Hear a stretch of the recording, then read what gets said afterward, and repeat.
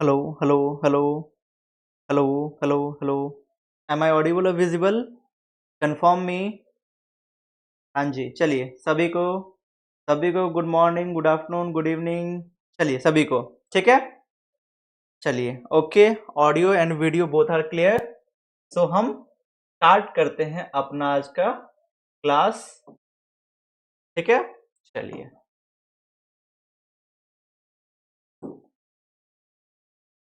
Now we are going to start our class today. हाँ जी, हाँ जी। हाँ, छोटा सा एक लाइन है, उससे शुरुआत करते हैं, फिर एकदम स्मूथली क्लास को करेंगे। ओके, चलिए। लंबी हो मंजिल तो रास्ता ना मोड़िए, लंबी हो मंजिल तो रास्ता ना मोड़िए, अपने सपनों का वास्ता ना छोड़िए। लंबी हो मंजिल तो रास्ता ना मोड़िए, अपने सपनों का वास्ता ना छोड़िए। कदम कदम पे मुश्किलें होगी, जीत वाली आग झुलसता ना छोड़िए, जीत वाली आग झुलसता ना छोड़िए। जैसा कि आप सभी को पता है कि कुछ ना कुछ तो स्पेशल आशुतोष सर करवाएंगे ही, ठीक है। अब यहां पे यदि आए हो तो कुछ ना कुछ तो स्पेशल लेके जाओगे। क्लियर। चैप्टर वाइज सेशन सभी करते हैं और यूनिट वाइज सेशन वो भी सब करते हैं, बट आज फर्स्ट टाइम यूट्यूब पे topic wise question and answer practice session करवाएंगे। देखिए, जितना हमारा इंपॉर्टेंस होता है, जितना ही जो रिजल्ट का जो इंपॉर्टेंस होता है, वो दो चीजों से बनती है। एक तो आपका रिवीजन और दूसरा होता है आपका क्वेश्चन प्रैक्टिस। हम जितने टॉपिक को पढ़ाते चलेंगे, उस टॉपिक से रिलेटेड वहां पे हम क्वेश्चन भी करवाते चलेंगे, जिससे कि आप भरपूर क्वेश्चन का भी प्रैक्टिस करें एंड जब आप एग्जाम में बैठे तो वहां पे आपको ये ना लगे कि आपको कुछ आता नहीं है या फिर आपको ये क्वेश्चन आपके ध्यान पे नहीं आ रहा है। इस तरीके से हम बहुत ही बढ़िया तरीके से क्वेश्चन का प्रैक्टिस भी करवाते चलेंगे, ठीक है जी। ओके, जो हम स्टार्ट कर रहे हैं रिप्रोडक्शन का पहला chapter, that is reproduction in organism, जिसमें दो टॉपिक है, एक है एसेक्सुअल रिप्रोडक्शन और दूसरा है सेक्सुअल रिप्रोडक्शन, ठीक है। तो आज जो हम क्वेश्चन एंड आंसर करने वाले हैं वो है एसेक्सुअल रिप्रोडक्शन से रिलेटेड जितने क्वेश्चंस होंगे वे क्वेश्चन एंड आंसर हम करेंगे, ठीक है। क्लियर है जी। चलिए, तो हम बढ़ते हैं अपने क्वेश्चन एंड आंसर की ओर। क्लियर है। चलिए, तो हियर द फर्स्ट क्वेश्चन। चलिए, आंसर द क्वेश्चन। सभी लोग आंसर कीजिए फटाफट। हाँ जी। Clone, clone is defined as, clone किसको कहते हैं? पहला ऑप्शन मॉर्फोलॉजिकली सिमिलर इंडिविजुअल, ठीक है। मॉर्फोलॉजी का मतलब क्या मतलब होता है? भौतिक रूप से, यानी कि बाहरी आवरण के अकॉर्डिंग जो ऑर्गेनिज्म होते हैं वो सिमिलर होंगे। दूसरा है जेनेटिकली सिमिलर इंडिविजुअल, यानी कि जो इंडिविजुअल होंगे वो जेनेटिकली यानी कि आनुवांशिकी रूप से सिमिलर होंगे। तीसरा morphologically and genetically similar individual, वो जो इंडिविजुअल होगा वो बाहरी अकॉर्डिंग यानी कि बाहर से देखने में भी बिल्कुल सिमिलर होगा, साथ ही साथ आनुवांशिकी रूप में भी सिमिलर होगा। And fourth option anatomically similar individual. Anatomy का मतलब होता है उसका इंटरनल स्ट्रक्चर की स्टडी करना, यानी कि ये जो इंडिविजुअल होंगे वो इंटरनली उनका जो स्ट्रक्चर होगा वो सेम होगा। इनमें से कौन सा होगा? तो जब मैंने चैप्टर स्टार्ट किया था रिप्रोडक्शन का पहला chapter, that is reproduction in organism, उसमें जब हम पढ़ रहे थे एसेक्सुअल रिप्रोडक्शन के बारे में, तो वहां पे मैंने बताया हुआ था कि एसेक्सुअल रिप्रोडक्शन का वैसा प्रोसेस होता है जिसके द्वारा एक जीव अपने ही समान बच्चों को जन्म देता है, बट जो अपने ही समान बच्चों को जन्म देता है लेकिन उसमें गैमीट का फ्यूजन नहीं होता है, क्योंकि उसमें मेल और फीमेल की रिक्वायरमेंट ही नहीं होती है, यानी कि उसमें मेल और फीमेल होता ही नहीं है। और एसेक्सुअल रिप्रोडक्शन के द्वारा जो बच्चे पैदा होते हैं उनको क्लोन कहा जाता है, और वो जेनेटिकली यानी कि मॉर्फोलॉजिकली और जेनेटिकली दोनों ही सिमिलर होते हैं। या तो हमारा ऑप्शन नंबर यहां पे क्या हो जाएगा, ऑप्शन नंबर सी। क्लियर। चलिए next question, question number 2, chlamydomonas reproduces by, जो क्लेमाइडोमोनास होता है वो किसके द्वारा रिप्रोड्यूस होता है? Answer the question. आप लोग आंसर दीजिए फटाफट से। चलिए, तो यहां पे बोल रहा है जो क्लेमाइडोमोनास होता है वो किसके द्वारा रिप्रोड्यूस होता है? तो जब मैं आप लोग को पढ़ा रहा था कि एसेक्सुअल रिप्रोडक्टिव स्ट्रक्चर, वहां पे मैंने पढ़ाया हुआ था कि zoospores in chlamydomonas and third gemmule in sponge conidia in penicillium and last paramecium किसके द्वारा होता है? Binary paramecium by binary fission. ठीक है, सो ये मैंने बताया हुआ था। तो यहां पे आपके सामने में बिल्कुल यहां पे ऑप्शन में ही आंसर छुपा हुआ है, zoospores in chlamydomonas. So here the answer will be option number A. Okay, चलिए नेक्स्ट क्वेश्चन पे चलते हैं। वेजिटेटिव प्रोपैग्यूल्स इज अ, जो वेजिटेटिव प्रोपैग्यूल्स यानी कि जस्ट अ मिनट, हाँ जी, जो वेजिटेटिव रिप्रोडक्टिव स्ट्रक्चर्स होते हैं उनका क्या काम होता है? Option number A, structure that is capable to give rise to new species, यानी कि स्ट्रक्चर जो कि कैपेबल होगा नए स्पीशीज को जन्म देने में। ठीक है। दूसरा, structure that is capable to give new part of plant, यानी कि वैसा स्ट्रक्चर जो कि कैपेबल होगा प्लांट के नए पार्ट को जन्म देने में। Third, structure that creates variation in plants, यानी कि जो कि प्लांट में वेरिएशंस को क्रिएट करता है। Fourth, structure that is capable to give rise to new organism. ठीक है, यानी कि इनमें से आपको बोल रहा है पहला ऑप्शन, जिसमें बोल रहा है कि वो स्ट्रक्चर जो कि कैपेबल है नए स्पीशीज को जन्म देता है। तो भाई जो एक स्पीशीज का है वो नए स्पीशीज को तो जन्म नहीं दे सकता है, तो ये तो पहले वैसे ही कट गया। दूसरा, कि प्लांट के पार्ट को, ठीक है, प्लांट के पार्ट को गिव राइज करता है, नो।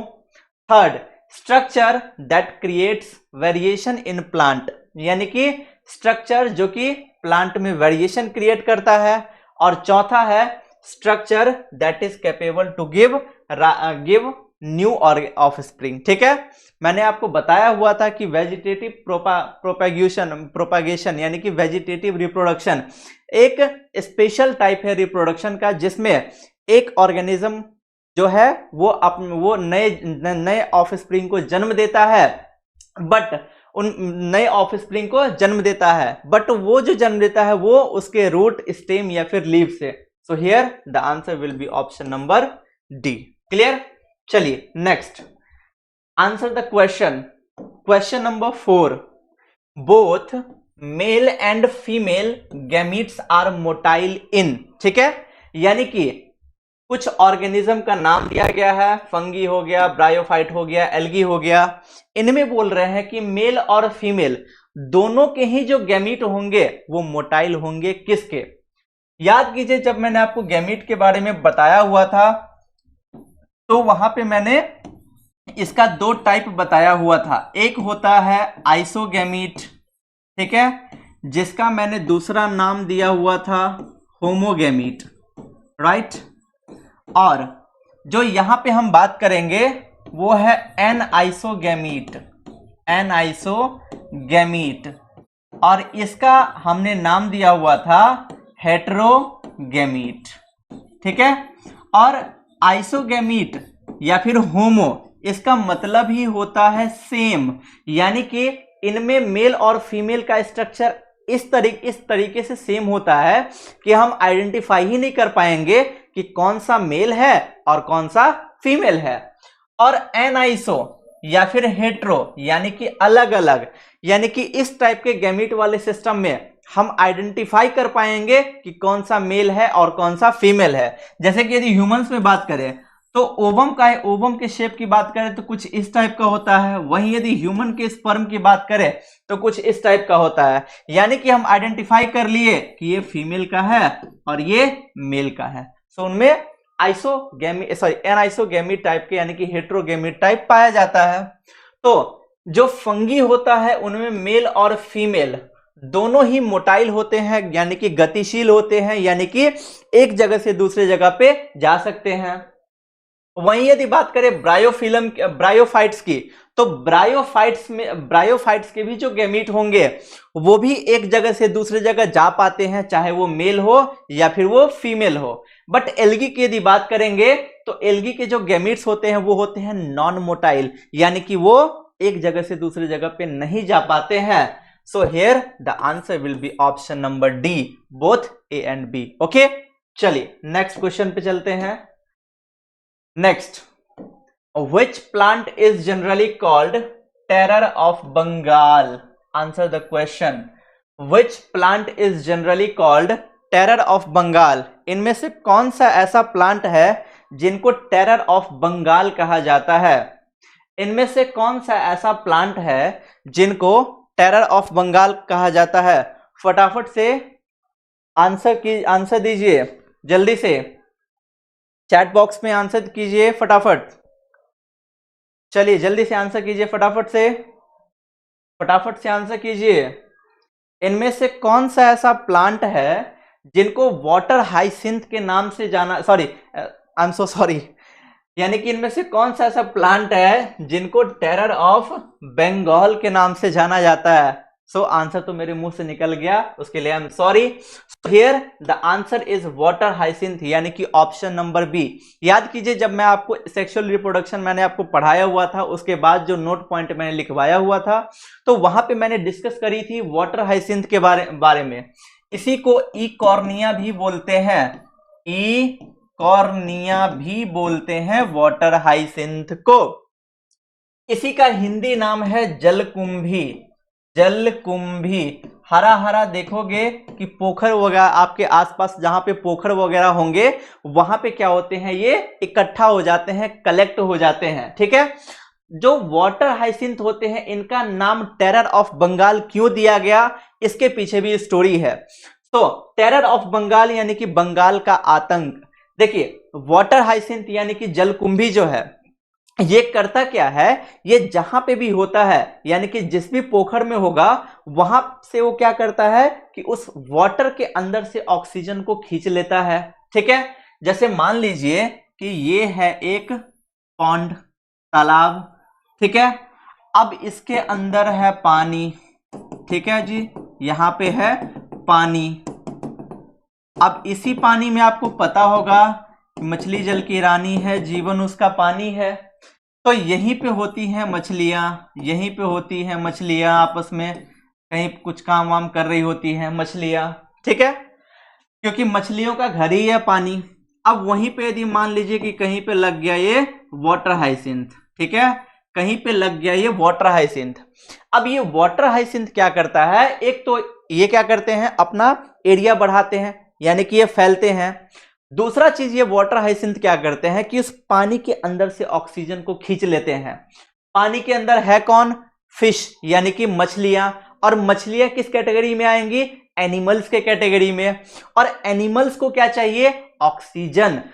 जब ये वाटर हाइसिंथ यानी कि जलकुंभी उस पानी में से ऑक्सीजन को खींच लेगी तो जो फिश है उनको ऑक्सीजन नहीं मिल पाएगा। जब उनको ऑक्सीजन नहीं मिल पाएगा तो वो मर जाएंगी, इसीलिए वाटर हाइसिंथ का दूसरा नाम दिया गया terror of Bengal.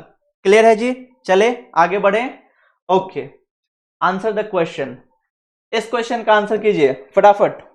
Individuals obtained through asexual reproduction are, यानी कि एसेक्सुअल रिप्रोडक्शन के द्वारा जो बच्चे पैदा होते हैं वो कैसे होते हैं।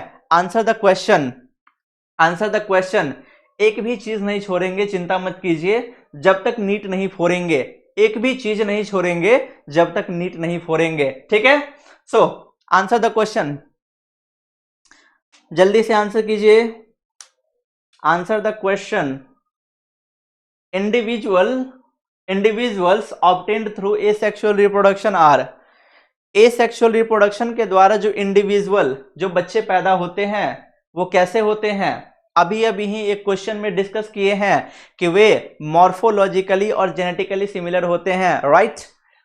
पहला जो ऑप्शन है फिनोटिपिकली सिमिलर, फिनोटिपिकली का मतलब होता है मॉर्फोलॉजिकली सिमिलर, याद रखिएगा, उसी का दूसरा नाम है मॉर्फोलॉजिकली का ही दूसरा नाम है फिनोटिपिकली, ठीक है।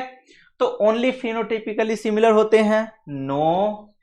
जीनोटिपिकली सिमिलर यानी कि अनुवांशिकी तौर पे सिर्फ सिमिलर होते हैं? नो।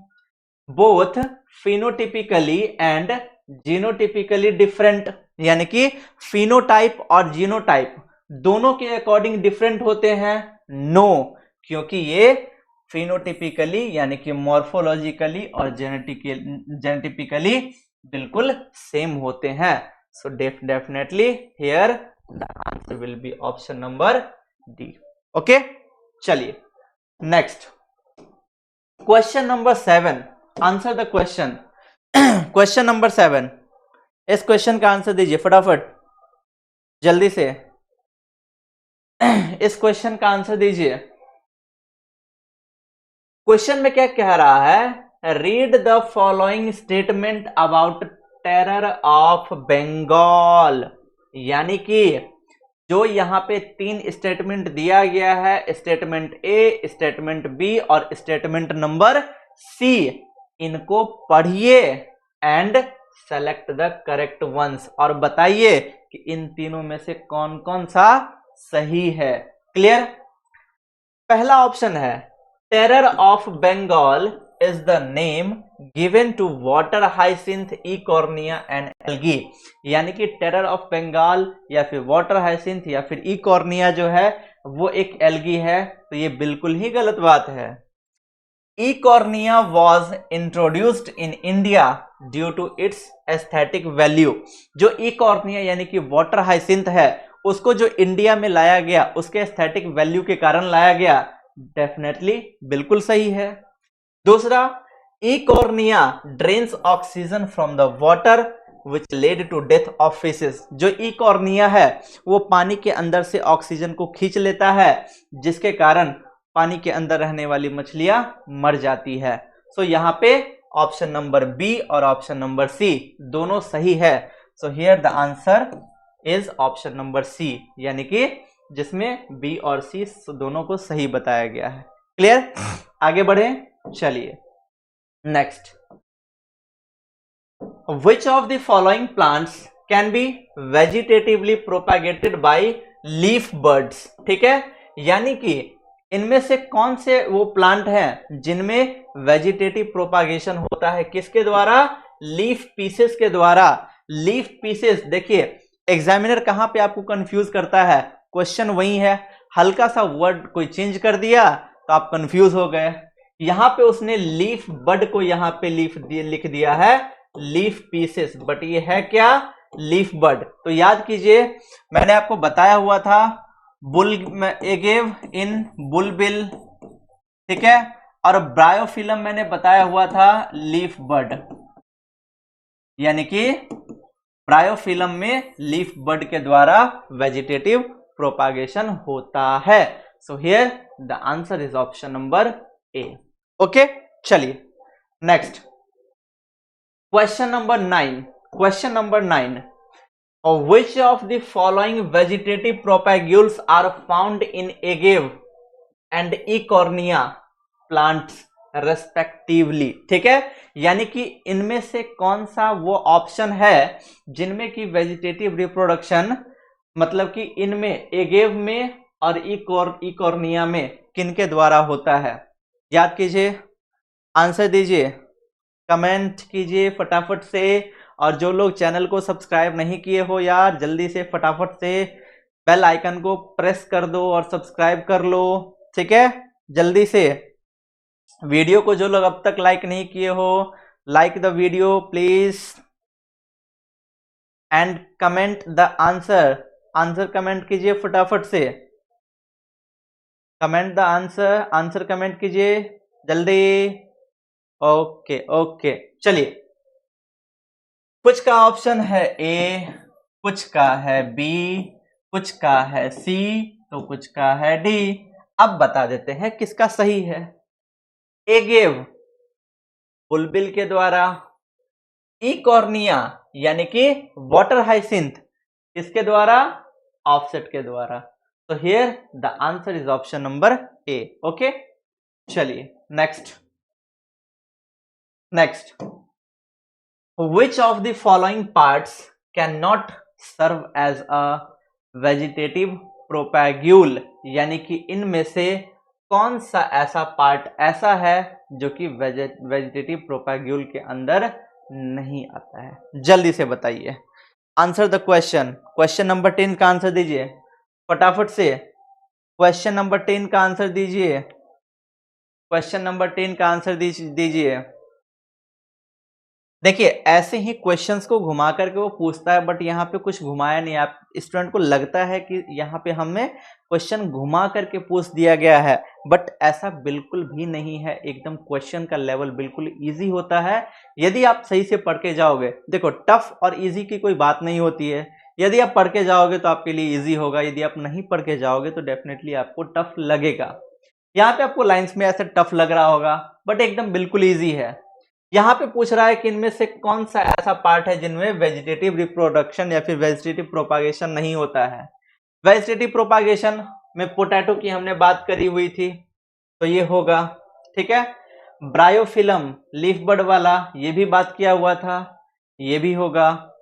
जिंजर राइजोम, इसकी भी बात करी थी, तो ये भी होगा। लेकिन हमने कभी भी शुगर केन की बात ही नहीं करी है। So here the answer is option number B. Clear?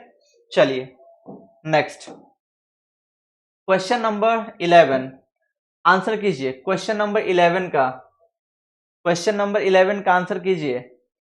There is no natural death in single celled organism like bacteria because, याद कीजिए मैंने बताया हुआ था कि एवरीवन इज मॉर्टल, सभी लोग क्या हैं, मरणशील हैं। जो इस दुनिया में आए हैं उनको एक ना एक दिन इस दुनिया से जाना है, ठीक है।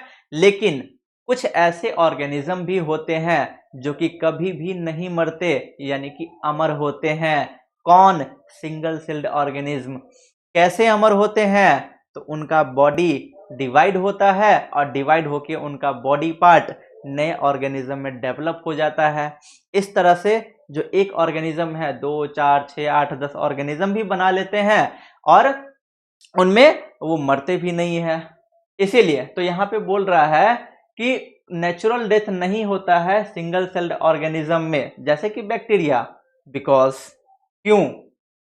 दे कैन नॉट रिप्रोड्यूस सेक्सुअली, ये तो कोई सुटेबल आंसर नहीं हुआ। No, they reproduce by fragmentation, वो फ्रेगमेंटेशन के द्वारा होते हैं, ठीक है। तो यहाँ पे सिर्फ फ्रेगमेंटेशन, बट ऐसा तो नहीं है सिर्फ फ्रेगमेंटेशन ही होता है, तो ये भी नहीं होगा। दे आर माइक्रोस्कोपिक, ये बहुत छोटे होते हैं, ये भी कोई सुटेबल आंसर नहीं हुआ। Parent body is distributed among the offsprings, यानी कि जो पेरेंट बॉडी है वो डिवाइड होता है और नए ऑफस्प्रिंग्स में कन्वर्ट होता है। So here the answer will be option number C, right. चलिए next, answer the question, answer the question, answer the question. Strobilanthes kunthiana differ from bamboo. Strobilanthes kunthiana, जिसका दूसरा नाम मैंने बताया हुआ था नीला कुरंजी, नीला कुरंजी, ठीक है। वो बैम्बू स्पीशीज यानी कि बांस के पौधे से डिफर होता है। कैसे? आंसर द क्वेश्चन, जल्दी से आंसर कीजिए। क्वेश्चन नंबर 12 का, क्वेश्चन नंबर 12 का आंसर कीजिए। Question number 12, question number 12। देखिए अभी आपको मोनोकार्पिक और पॉलीकार्पिक पढ़ाया नहीं गया है। जब आपको पढ़ाएंगे sexual reproduction in flowering plant तो वहां पे बताएंगे जहां पे कार्पेल एक होता है दैट इज मोनोकार्पिक, और जहां पे कार्पेल्स बहुत सारे होते हैं दैट इज पॉलीकार्पिक, ठीक है। बट ऐसा इधर कुछ फंडा नहीं है फिलहाल। मैंने बताया हुआ था जो स्ट्रॉबिलेंथिस कुंथियाना यानी कि नील कुरंजी होता है वो 12 साल में सिर्फ एक बार फ्लावर करता है, और बैम्बू स्पेशीज 50 से 100 साल में सिर्फ एक बार फ्लावर करते हैं। तो यहाँ पे क्या है, जो उनका जुवेनाइल फेज है उनके लेंथ में बहुत बड़ा गैप है, डिफरेंस है। So here the answer will be option number C. Okay, चलिए next question number 13। Asexual reproduction involves, जो एसेक्सुअल रिप्रोडक्शन होते हैं उनमें इन्वॉल्व होता है, ठीक है। इनमें से कौन से एसेक्सुअल रिप्रोडक्शन में इन्वॉल्व होते हैं? आंसर द क्वेश्चन, आंसर कीजिए इस क्वेश्चन का, आंसर कीजिए इस क्वेश्चन का।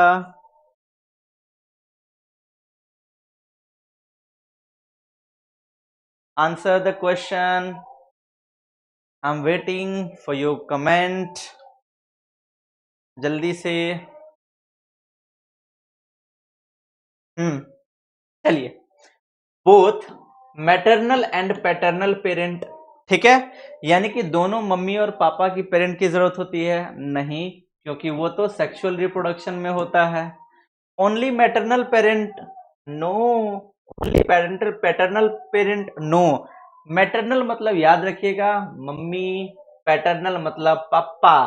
तो इस वाले में ओनली मम्मी की जरूरत होती है? नो। इस वाले में ओनली पापा की जरूरत होती है? नो, क्योंकि इसमें सिर्फ और सिर्फ एक पेरेंट की नीड होती है, चाहे वो पेरेंटल पैटर्नल हो मैटरनल हो, डोंट केयर, बस उनमें एक पेरेंट चाहिए। So here the answer is option number D. चलिए next, select the incorrect statement, इनमें से गलत कौन सा है? आंसर कीजिए फटाफट से, टाइप कीजिए आंसर फटाफट। इनमें से गलत कौन सा है? इनमें से गलत कौन सा है? इनमें से गलत कौन सा है? ठीक है, algae and fungi commonly perform asexual reproduction, यानी कि एल्गी और फंगी जो होते हैं उनमें एसेक्सुअल रिप्रोडक्शन होता है, ये बात बिल्कुल सही है। Water hyacinth deprives oxygen from water and result in death of fishes. Deprives मतलब ड्रेन, मतलब खींचना, ले लेना, ठीक है। तो यहां पे बोल रहे हैं कि जो वाटर हाइसिंथ होता है वो पानी में से ऑक्सीजन को खींच लेता है, जिसके कारण मछलियां मर जाती है, ये भी बात बिल्कुल सही है। Offspring resulting from sexual reproduction are neither identical to parents nor identical among themselves, ठीक है, यानी कि सेक्सुअल रिप्रोडक्शन के द्वारा जो बच्चे पैदा होते हैं वो अपने ना तो मम्मी पापा के जैसे होते हैं और ना ही अपने भाई बहनों के जैसे होते हैं, तो ये भी बिल्कुल सही है, ठीक है। क्योंकि आइडेंटिकल यदि हो जाएंगे, यानी कि यदि बिल्कुल सेम हो जाएंगे, फिर तो वो एसेक्सुअल रिप्रोडक्शन वाले हो जाएंगे। सी ऑप्शन में है sexual reproduction is a fast process in comparison to asexual reproduction, यानी कि सेक्सुअल रिप्रोडक्शन जो है वो एक फास्ट प्रोसेस है एसेक्सुअल के कंपेयर में। मैंने बताया हुआ था जितने छोटे ऑर्गेनिज्म होंगे उनमें क्या होता है कि जो फास्ट प्रोसेस होता है, जैसे कि एसेक्सुअल रिप्रोडक्शन में हम ह्यूमन में क्या होता है, नया एक बेबी को पैदा होने में 9 मंथ्स लगते हैं, ठीक है। बट वहीं यदि एसेक्सुअल रिप्रोडक्शन के द्वारा जो बच्चे पैदा होने वाले की बात करें तो कुछ घंटों में ही उनमें पैदा हो जाता है। सो डेफिनेटली जो एसेक्सुअल रिप्रोडक्शन होता है वो ज्यादा फास्ट होता है, तो यहाँ पे ये लाइन गलत है। So here the answer is option number C, ठीक है। चलिए next question number 15। In bamboo species life span is then 50 years and flower occur how many times, ठीक है। Answer the question, question number 15 का answer दीजिए, question number 15 का answer दीजिए फटाफट से। जल्दी से, come on, fast fast fast.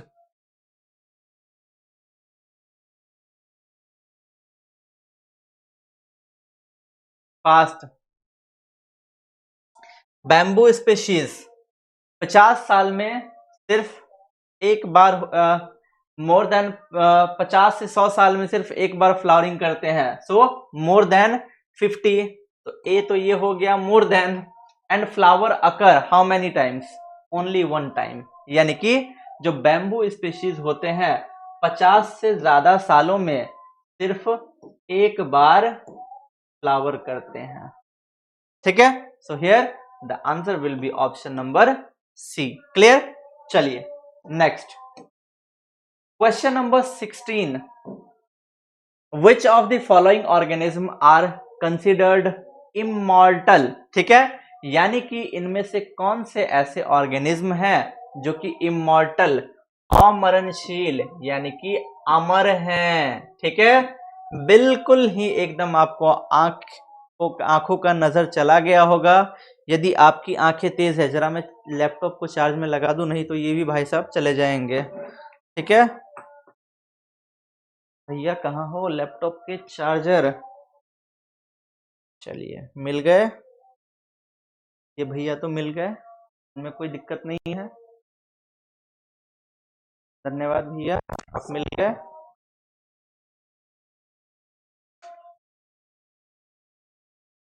Okay, चलिए ये भी भैया जो है चार्ज में लग गए।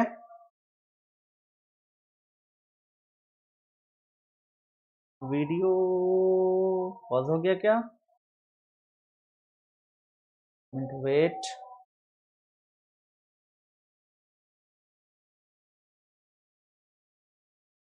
हाँ जी, ठीक है, चलिए ओके। हाँ, सो कौन से ऐसे ऑर्गेनिज्म है जो कि इमॉर्टल, यानी कि अमरणशील, यानी कि अमर हैं?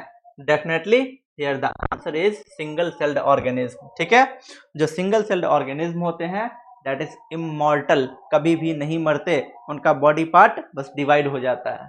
तो here the answer will be option number D. चलिए next question, question number 17, Which of the following ensure the continuity of the species? बिल्कुल भी कहने की जरूरत नहीं है, क्योंकि मैंने नोट पॉइंट में ही ये लाइन लिखवाया हुआ था कि reproduction enables the continuity of the species. Reproduction के ही द्वारा पीढ़ी दर पीढ़ी जनसंख्या बढ़ती रहती है। So here the answer will be option number A. Okay, चलिए next question number 18, select the correct statement. ठीक है, इसमें बोल रहा है कि जो करेक्ट स्टेटमेंट है उसको कंसीडर कीजिए, यानी कि उसको बताइए कि इनमें से कौन सा स्टेटमेंट करेक्ट है। आंसर द क्वेश्चन, जल्दी से आंसर कीजिए क्वेश्चन का, जल्दी से आंसर कीजिए क्वेश्चन का। Question number 18, question number 18, question number 18, question number 18, life span of organism में very few days up to few months only, यानी कि जो लाइफ स्पैन होता है किसी भी ऑर्गेनिज्म का वो बहुत कम दिनों का होता है, ज्यादा से ज्यादा कुछ महीनों का हो जाएगा। नो भैया, एकदम गलत है। ठीक है, parrot 140 years, tortoise 100 to 150 years, तो सालों साल, 100 साल, 200 साल, 500 साल, हजारों साल चले जाते हैं। सो बिल्कुल ही ये लाइन गलत है। Higher plants are considered immortal, जो हायर प्लांट होते हैं यानी कि जो बड़े पेड़ पौधे होते हैं वो कभी भी नहीं मरते। नो, ये भी गलत है। तो जब दो गलत हो गया तो ऑल ऑफ द अबव तो हो ही नहीं सकता है। इस ऑप्शन, तीसरे ऑप्शन को भी पढ़ लेते हैं कि water hyacinth reproduces through offset. Definitely जो वाटर हाइसिंथ होते हैं वो ऑफसेट के द्वारा रिप्रोड्यूस होते हैं। So here the answer will be option number C. चलिए next question, question number 19, cell division as mode of reproduction can be observed in. ठीक है, यानी कि रिप्रोडक्शन के मोड के माध्यम से हम सेल डिवीजन को किसमें ऑब्जर्व कर सकते हैं? Answer the question.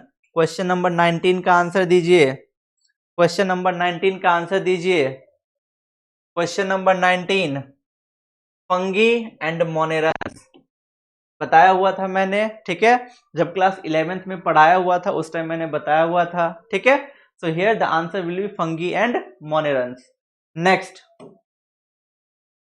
Question number 20, mode of vegetative reproduction in ginger. Ginger में वेजिटेटिव रिप्रोडक्शन किसके द्वारा होता है? Rhizome in ginger, conidia in penicillium, bulbil of agave, gemmules in sponge. तो पहले ही मैंने बोल दिया rhizome in ginger, so here the answer will be option number A. Okay, चलिए next. Unequal cell division is observed during. जो unequal cell division होता है वो किसके दौरान हम ऑब्जर्व कर सकते हैं? Answer the question. फटाफट क्वेश्चन का आंसर दीजिए। फटाफट क्वेश्चन का आंसर दीजिए। फटाफट क्वेश्चन का आंसर दीजिए। फटाफट इस क्वेश्चन का आंसर दीजिए। अनइक्वल सेल डिवीजन हम किसके दौरान ऑब्जर्व कर सकते हैं? बर्डिंग के दौरान, ठीक है। चलिए next question number 22, which parts of water hyacinth which parts of water hyacinth which part of water hyacinth are ornamentally important। ठीक है, यानी कि वाटर हाइसिंथ का कौन सा पार्ट होता है जो ऑर्नामेंटली इंपॉर्टेंट होता है? ऑर्नामेंट मतलब आभूषण, आभूषण के अकॉर्डिंग इंपॉर्टेंट होता है। Answer the question. आंसर कीजिए क्वेश्चन का, आंसर कीजिए, आंसर कीजिए। वाटर हाइसिंथ का कौन सा पार्ट आभूषण के रूप में भी यूज किया जाता है? फ्लावर्स, फूल और उसके लीव्स, ठीक है, पत्तियां। So here the answer will be option number B. Next question number 23, इसमें क्या पूछ रहा है भैया? A represents a sexual reproductive structure produced in penicillium, identify A। ठीक है, ये A वाला जो है ये किसका है? पेनिसिलियम का, ठीक है, पेनिसिलियम। तो इसमें पूछ रहा है कि ये सब क्या है, तो अभी मैंने बार बार इसका नाम लिया हूं, conidia in penicillium. So here the answer will be option number C. ठीक है, चलिए next. A plant is shown in the given diagram. आपको एक डायग्राम दिखाया गया है। Identify the plant with its vegetative mode of reproduction. इसको identify कीजिए कि कौन सा है और इसमें वेजिटेटिव रिप्रोडक्शन किसके द्वारा होता है। तो मैंने बताया हुआ था बुलबिल है ये, ठीक है, सॉरी एगेव का है ये, जिसमें रिप्रोडक्टिव स्ट्रक्चर होता है बुलबिल। तो देखिए बी ऑप्शन में है एगेव और बुलबिल। Next question number 25, question number 25, paramecium reproduces asexually। Paramecium reproduces asexually by fission because they are जो पैरामीशियम होता है उनमें बाइनरी फिजन मैंने बताया हुआ था, तो फिजन के द्वारा रिप्रोड्यूस होते हैं। क्यों? Answer the question. आंसर कीजिए क्वेश्चन नंबर 25 का, क्वेश्चन नंबर 25 का आंसर कीजिए। क्यों? क्यों? क्योंकि ये माइक्रोस्कोपिक ऑर्गेनिज्म है, यानी कि बहुत छोटे ऑर्गेनिज्म है। ओके, चलिए next question number 26, roots are used in vegetative propagation of. ठीक है, जो वेजिटेटिव प्रोपागेशन में जो रूट होता है वो किसका, मतलब कि इनमें से किन में रूट के द्वारा वेजिटेटिव प्रोपागेशन होता है? Ginger, chrysanthemum, potato and sweet potato. Answer the question, answer the question.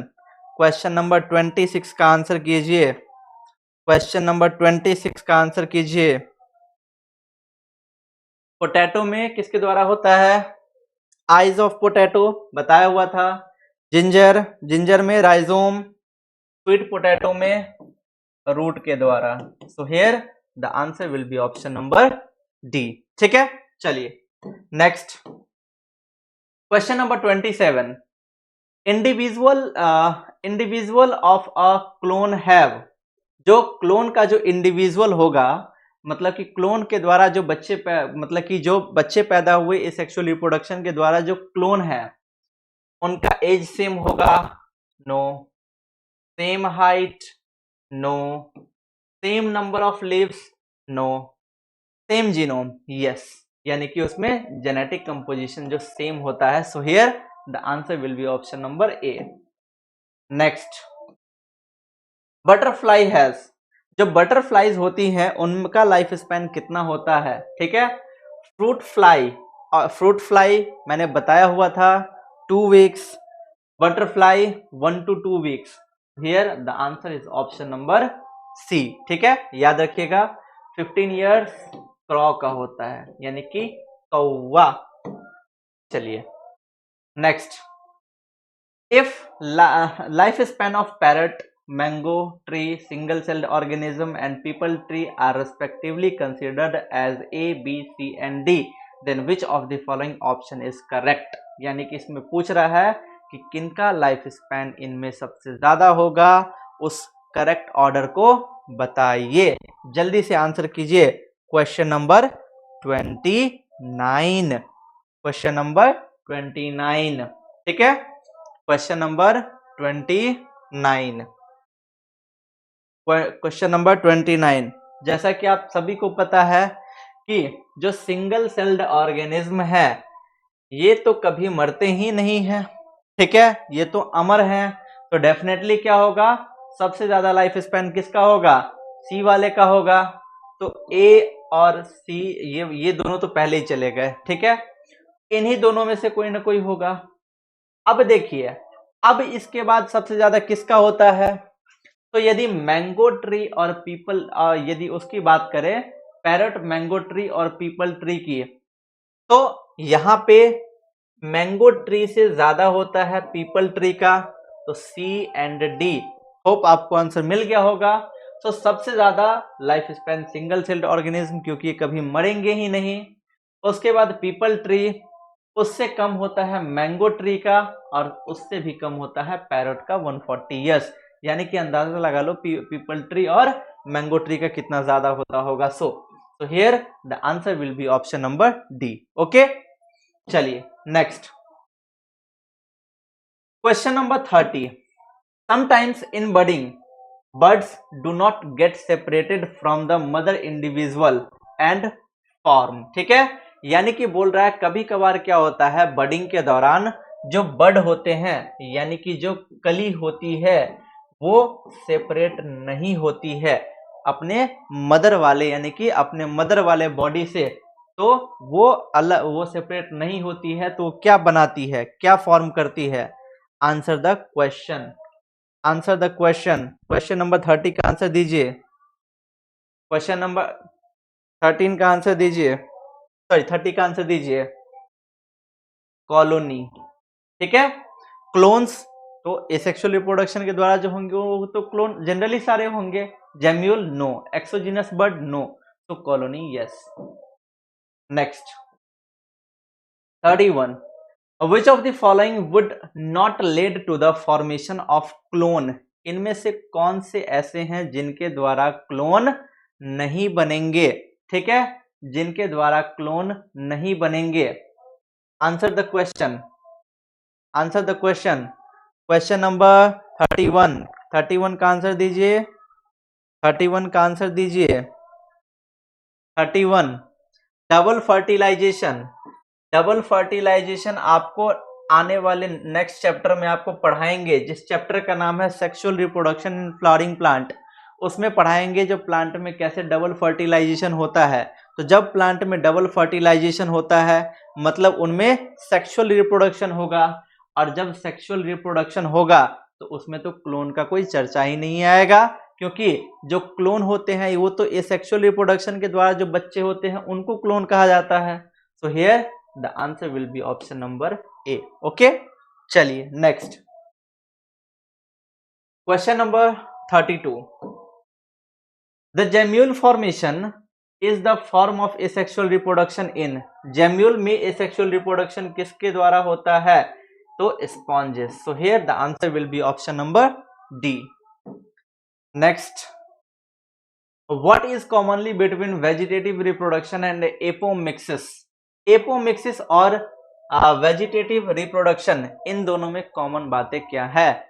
Answer कीजिए यहाँ पे। Question number 33, question number 33, answer कीजिए क्वेश्चन नंबर 33 का।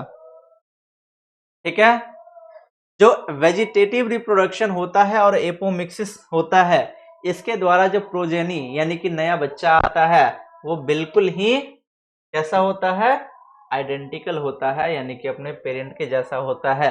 सो here the answer will be option number D. ठीक है, चलिए next question number 34। Why asexual reproduction is sometimes disadvantageous? यानी कि asexual reproduction का कभी कभार disadvantageous यानी कि उसमें कुछ खराब बातें क्या है, बताइए जल्दी से। क्वेश्चन नंबर 34 का आंसर दीजिए जल्दी से जल्दी से।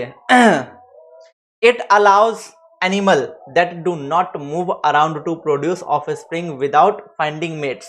No. It allows an animal to produce many offspring quickly. No. It saves the time and energy of gamete formation. No.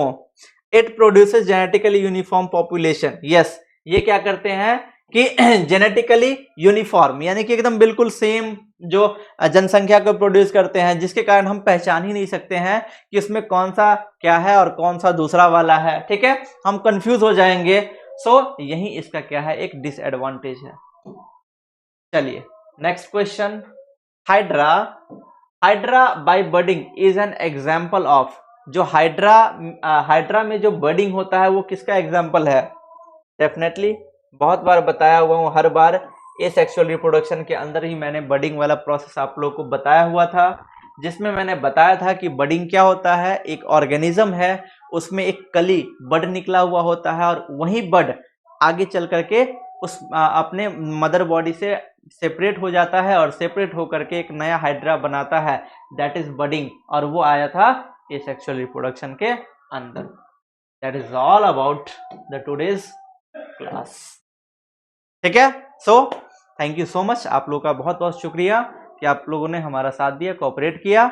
ऐसे ही डेली एक एक टॉपिक पे जो है हम क्लास करेंगे। ठीक है, हम अपना क्लासेस भी करेंगे और साथ ही साथ क्वेश्चन प्रैक्टिस भी करेंगे, तभी तो नीट को फोड़ पाएंगे। Clear?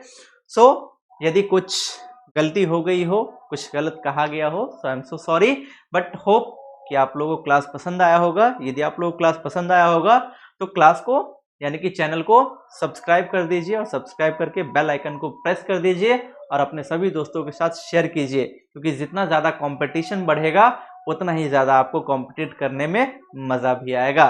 So thank you so much, good night, शुभ रात्रि, मिलते हैं अपने नेक्स्ट क्लास में। Thank you so much guys, thank you.